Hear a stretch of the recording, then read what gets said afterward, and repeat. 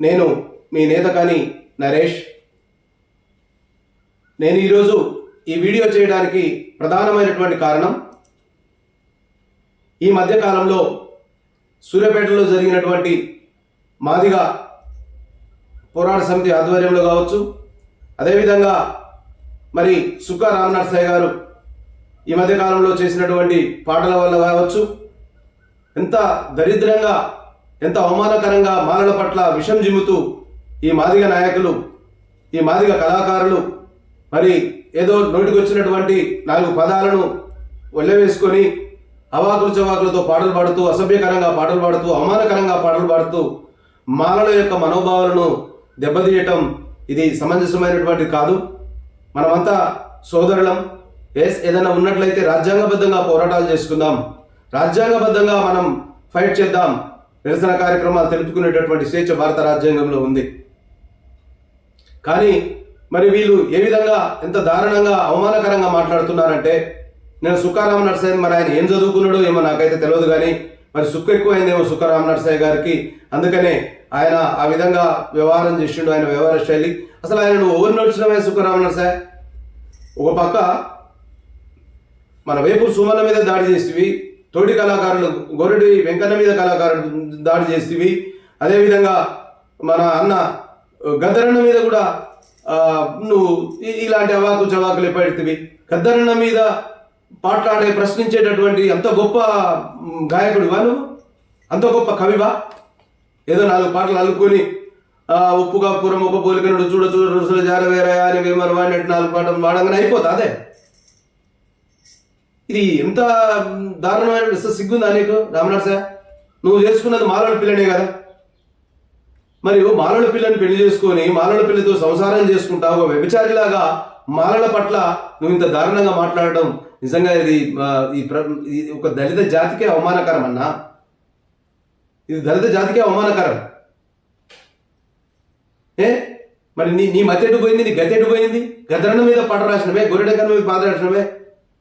వయసు మతి తప్పేనా, శృతి గతి తప్పేనా అని పాటలు రాసినోడివే కదన్నా.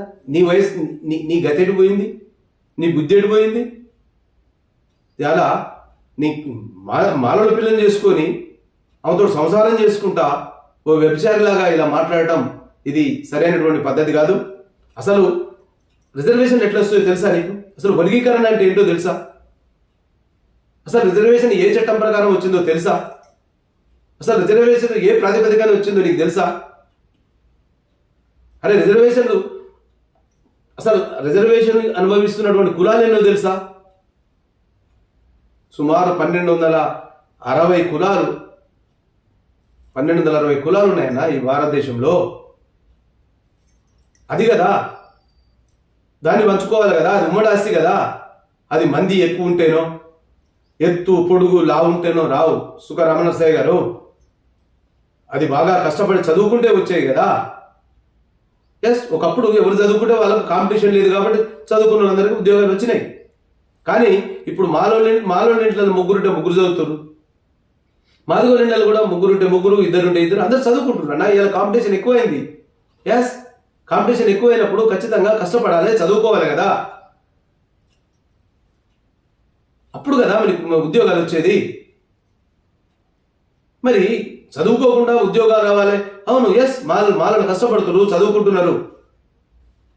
ఉప్పుడుండి ఉపాసం ఉండి కాయ కష్టం చేసి తల్లిదండ్రులు వాళ్ళను చదివిస్తూ ఉన్నారు, చదువుకుంటా ఉన్నారు. అసలు ఒక విషయం తెలుసా నీకు? 2004 నుంచి ఒకప్పుడు ఎంఆర్పిఎస్ ఉద్యమంలో ఎంతమంది తండాలుగా తరలి వచ్చారు.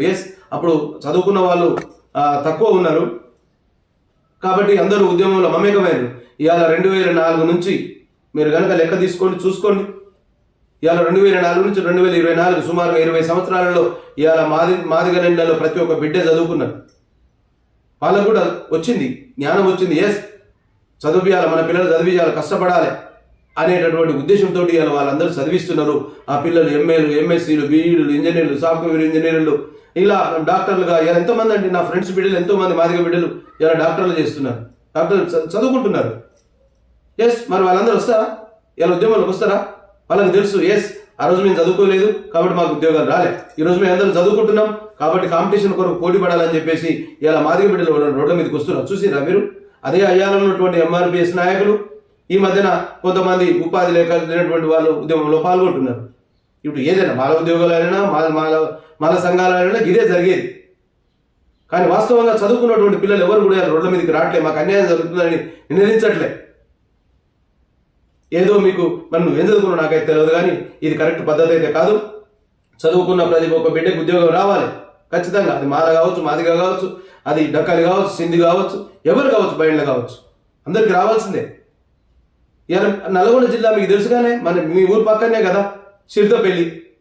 ఒక్క మాదిగ ఇళ్ళలో 2 కలెక్టర్లు, దామరాజయ్య కొడుకు వాళ్ళ అన్నగారి కొడుకు ప్లస్ మాలనీళ్ళల్లా ఒకటి. ఇవాళ తెలంగాణ రాష్ట్రంలో అత్యధిక ఐఏఎస్ ఆఫీసర్ ఉన్నది మాదిగలే. తెలుసుకోను, చరిత్ర నీకు తెలియకపోతే 15 మంది మాదిగ ఐఏఎస్లు ఐపీఎస్లు ఉన్నారు. ఇలా ఇక్కడ చూసిన సర్పంచులలో మీరే, ఎంపీటీసీలలో మీరే, మున్సిపల్ చైర్మన్లలో మీరే. ఇలా రాజకీయంగా మీరే అనుభవిస్తూ ఉన్నారు. దొంగ అన్నట్టుగా ఉంది బ్రదర్. ఇలా 3 ఎకరాల భూమి ఎవడు దొప్పి తిన్నాడండి? ఇలా దళిత మంది ఎవడు దొప్పి తిన్నాడండి? ఆ ఎస్సీ కార్పొరేషన్ నిధులు ఎవడు దొప్పి తిన్నాడండి? లెక్కలది తప్పదందా? ఎక్కడికి వస్తావు? అరే కళ్ళు లేని కబోదుల్లాగా మాట్లాడతారే. ఇది తెలిసిన సత్యం కాదా? నీకు తెలియదా? రామనరసయ్య గారు రేపు వస్తున్నాడు.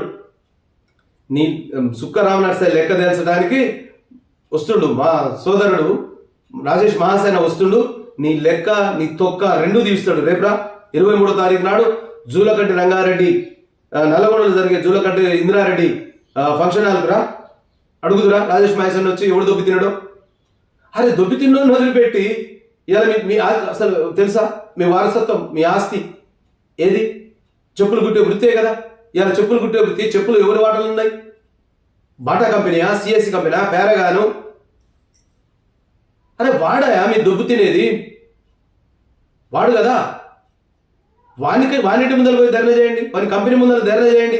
వారి భోజనం ఉండకూడదు, మీరు ఎక్కడి నుంచి వచ్చిండ్రా, ఇది మా సొత్తు, మా వారసత్వం, మేము మాది అని ఆ కంపెనీని గుంజుకోండి, కంపెనీలు వాటాడగండి.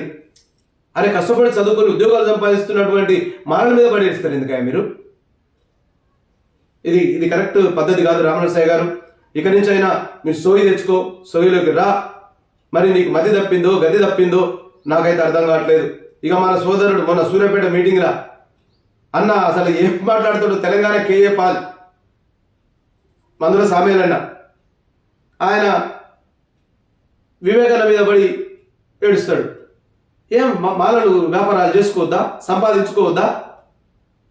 అలా ఆయన వ్యక్తిగత నీకు తెలుసా? కుక్కడం పోదారా సామేలన్న, కుక్కడం పోదారు అవే. కుక్కడంలో ఆయనకు ఒక కంపెనీ ఉంది. ఆ కంపెనీలో మాలలకే కాదన్నా మాదిగలకు కూడా ఉద్యోగాలు ఇచ్చారు. తప్పదందా? తెలుసుకోకుండా ఊగిన అడగలుగా మాట్లాడితే అదేం పద్ధతి అన్నా? మీ మాదిగలకు ఎవరికి లేవా? కంపెనీలు లేవా?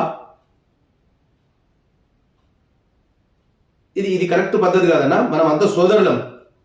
అరే మాదిగలన్నా ఈ తెలంగాణ రాష్ట్రంలో వచ్చినాక 3 వాళ్ళకే కదన్నా డిప్యూటీ సీఎంలు. అంతకుముందు ఉన్నది ఆయనే కదన్నా. కొన్ని రంగారావు మన ఈయన ఇప్పుడు ఉన్నటువంటి వైద్య శాఖ మంత్రి.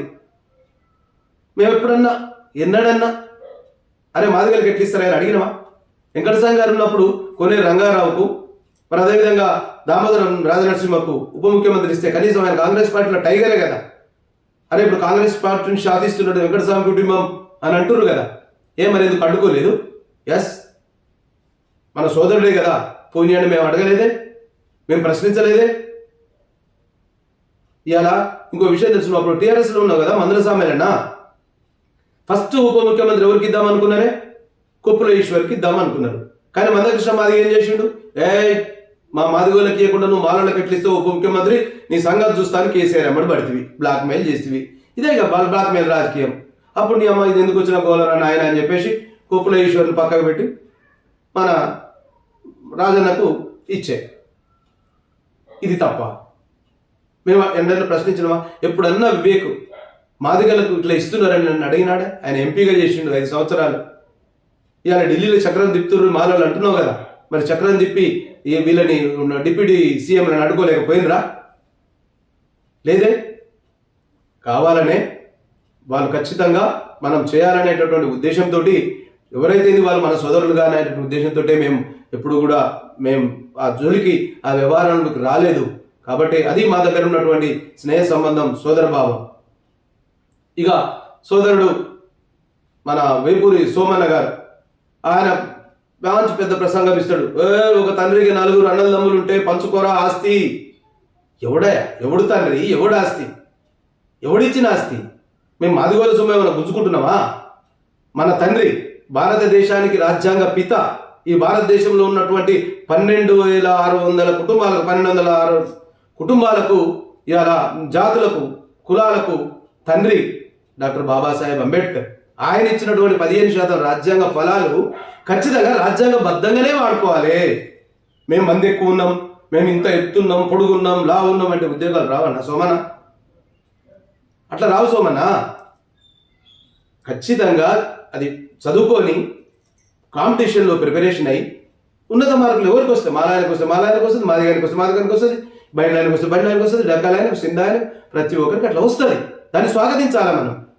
అలా కాకుండా మేము ఎక్కువ ఉన్నాం, మా వాడ మాకియండి, అది రాజ్యాంగ విరుద్ధమన్నా? అంబేద్కర్ ఏమన్నా తిక్కలుడా? అంబేద్కర్కి తెలియదా? అదే ఎప్పుడో తెలంగాణ రాష్ట్రం కావాలని, తెలంగాణ రాష్ట్రం కావాలంటే ఖచ్చితంగా ఒక ఆర్టికల్ పెట్టి, 3వ ఆర్టికల్ 3 అని పెట్టి దాన్ని ఆ రోజు పొందుపరిచింది కదా. 1950లో అంటే 2004లో తెలంగాణ వస్తుంది అనేటటువంటి, 2014లో తెలంగాణ వస్తుందన్న సంగతి అయితే నాకు తెలుసు కదా, తెలిసే ఇచ్చిండు కదా, ఆయన జ్ఞానవంతుడే కదా. మరి అదే పద్ధతిలో రేపు మందకృష్ణ మాదిగ ఒక ఆయన తెలంగాణలో పుడతాడు, అదే వేపూరి సోమన్న తెలంగాణ పుడతాడు, మందుల సామాన్యం తెలంగాణ పుడతారు అని అంబేద్కర్కి తెలవకపోవచ్చునా? అడుగుతారని తెలవకపోవచ్చునా? మరి ఆయన అందులో 341 ఆర్టికల్లో 1, 2 ఏనో బీనో సీనో వేసి అరే రేపు భవిష్యత్తులో వీళ్ళు ఏబిసిడి వరకు అని అడుగుతారు. ఇది రాజ్యాంగబద్ధం, న్యాయబద్ధం, వాళ్ళకి ఈ ప్రకారం ఈ చట్టం ప్రకారం ఏమని రాసేటోడు కదా. మరి రాయలేదంటే అర్థమైంది, అందులో ఏదో కిట్టుకున్నట్టే కదా.